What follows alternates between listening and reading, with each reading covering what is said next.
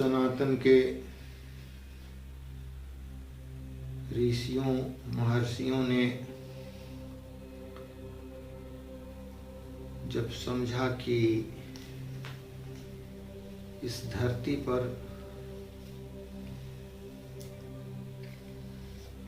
जिंदा रहने के लिए आहार अति आवश्यक है और आहार के रूप में जीव का ही भक्षण करना पड़ेगा, तो उन लोगों ने विश्लेषण करना प्रारंभ किया। शास्त्रों में भी वर्णन है, जीव जीवस्य भोजनम, जीव ही जीव का भोजन है। संतों ने जब विश्लेषण किया तो पाया कि पंचभूत तत्व से शरीर की रचना हुई है। उन पंचभूत तत्व में जल, पृथ्वी, अग्नि, वायु और आकाश आते हैं।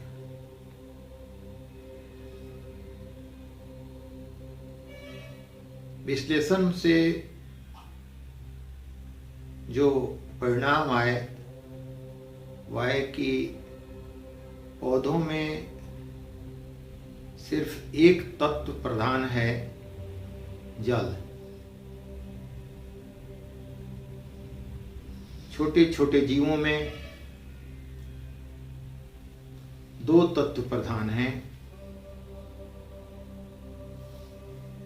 जल और अग्नि। फिर पंछियों में तीन तत्व प्रधान हैं, जल, अग्नि और वायु। बाकी दो अप्रभावी हैं। और चौपाया जानवर जो हैं उनमें चार तत्व प्रधान है, पृथ्वी, जल, अग्नि और वायु। और मनुष्य में पांचों तत्व प्रधान है, पृथ्वी, जल, अग्नि, वायु और आकाश। आकाश मनुष्य में ही पाया जाता है प्रधान रूप से, इसलिए मनुष्य ज्यादा बुद्धिमान होते हैं। संतों ने देखा कि जिन जीवों को वध किया जा रहा है, उस जीव में जितने अधिक तत्व प्रधान होंगे उनको प्राण छूटने में उतना ही ज्यादा कष्ट होगा। तो सबसे ज्यादा कष्ट मनुष्य को होता है मृत्यु के समय, उसके बाद चौपाया में, उसके बाद पंछियों में, उसके बाद छोटे छोटे जीवों में, उसके बाद पौधों में। तो सबसे कम कष्ट महसूस करता है पौधा। तो संतों ने विचार किया कि पौधों को ही आहार के रूप में लिया जाए, क्योंकि उनको मारने में वो सबसे कम कष्ट महसूस करते हैं। तो पाप की दृष्टि से पौधों को काटने में कम पाप लगेगा। छोटे छोटे जीवों को मारने में पौधा से ज्यादा, पंछियों को उससे भी ज्यादा, चौपाया को उन तीनों से ज्यादा मारने में कष्ट होगा, और मनुष्य को मारने में तो सबसे ज्यादा कष्ट होता है और पाप भी ज्यादा लगता है। इसको देखने के लिए संतों ने मरा हुआ हर एक जीव सामने रख दिया। जैसे पौधा को काटकर छोटे कीड़े सांप बिच्छू को मारकर, फिर पंछियों को, फिर चौपाया पशुओं को और फिर मनुष्यों को। उसमें प्रेम से देखने से पता चलता है कि सबसे ज्यादा भयंकर मनुष्य लगता है। मनुष्य को से कम चौपाया, चौपाया से कम पंछी, पंछी से कम छोटे छोटे जीव, और पौधा तो बिल्कुल भयंकर नहीं लगता। उसको हाथ से हम छूकर आसानी से चलते हैं, या पौधों की लकड़ी पर हम बैठते सोते हैं, फिर भी भय नहीं लगता। लेकिन मनुष्य को, अगर मरे हुए मनुष्य को अगर रात्रि में हम वहां बैठ जाएं तो बैठना बहुत कठिन हो जाएगा। क्योंकि अपना कोई व्यक्ति अगर मर गया है और रात्रि में कहा जाए कि आज रात्रि में आप यहाँ बैठे रहें, कल सुबह दाह संस्कार होंगे, तो हमको उम्मीद है कि लोग ऐसा नहीं तैयार हो पाएंगे। 2 4 5 आदमी बैठ सकता है, अकेले कोई उसको नहीं बैठकर देखेगा। तो इसलिए संतों ने विचार किया कि पौधों को अगर मारते हैं तो कम कष्ट महसूस होने के कारण कम पाप लगेगा, तो कम पाप जो है उसको पूजन करके, भक्ति करके, कर्मकांड के माध्यम है, ज्योतिष के माध्यम हो, या तंत्र के माध्यम से, या योग के माध्यम से, या व्यवहार से उन पापों पर विजय प्राप्त किया जा सकता है। जैसे छोटे बच्चे अगर रो रहे हैं, उनको गोद में उठा लिया जाए, उनको चुप करा दिया जाए, ये पुण्य का कार्य है। तो पौधों को मारने से जो कष्ट होते हैं या पाप होते हैं, वो छोटे छोटे पुण्य के कार्य से वो समाप्त हो जाते हैं। लेकिन बड़े बड़े जंतुओं को मारने से जो पाप होता है, उसको काटने के लिए बहुत ज्यादा भक्ति करनी पड़ेगी, और हमारा भक्ति का जो पुण्य है वो कट जाएगा, निरस्त होने लगेगा। इसलिए संतों ने विचार किया कि खाना ही है अगर जीव जीवस्य भोजना, अगर यही है उचित, यही करना पड़ेगा, तो पौधों को ही खाया जाए। ऐसे मैं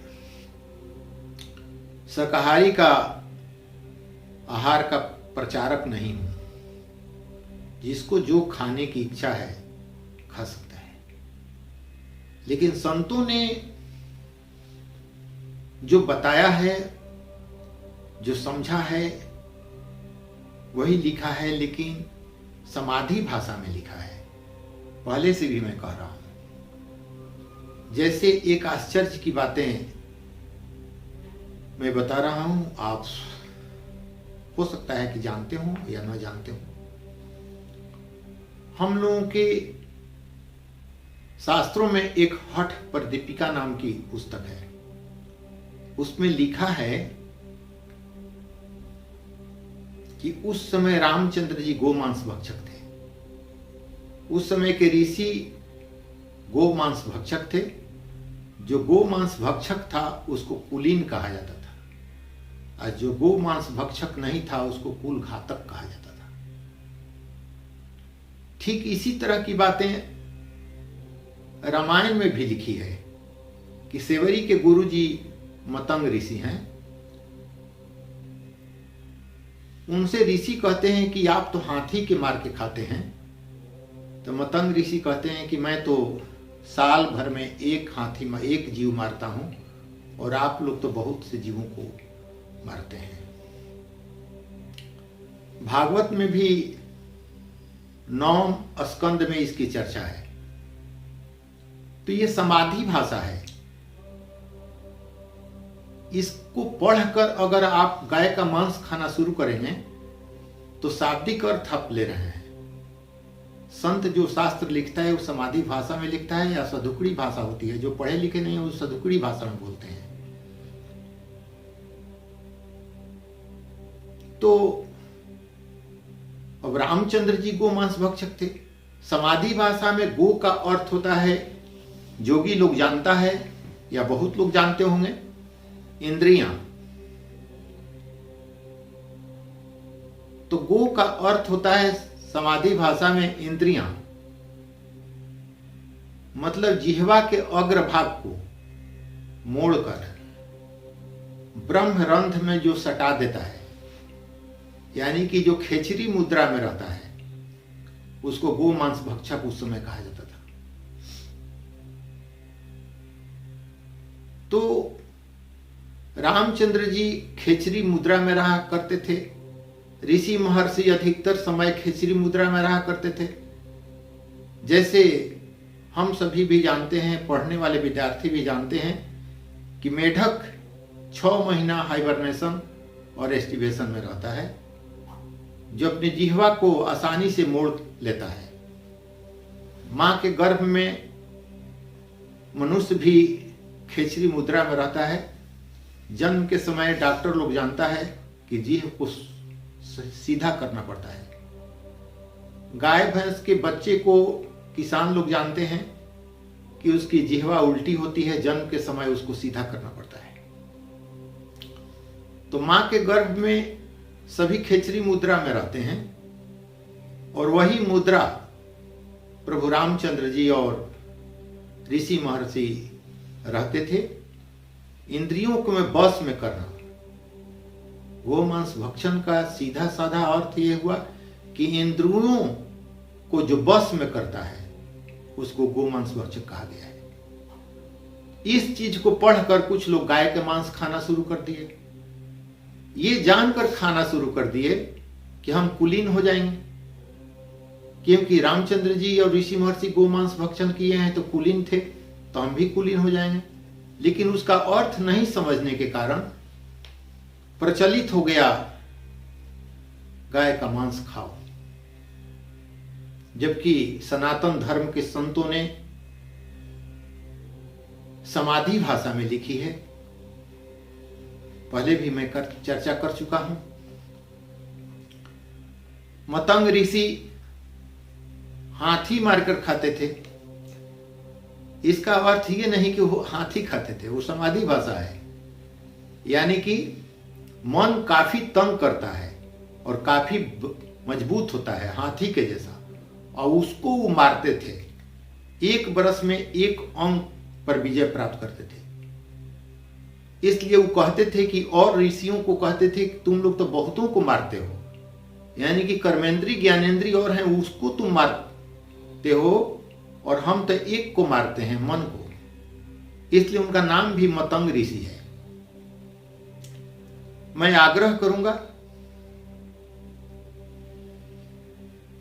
मानव समुदाय से कि इस चीज को आप समझें।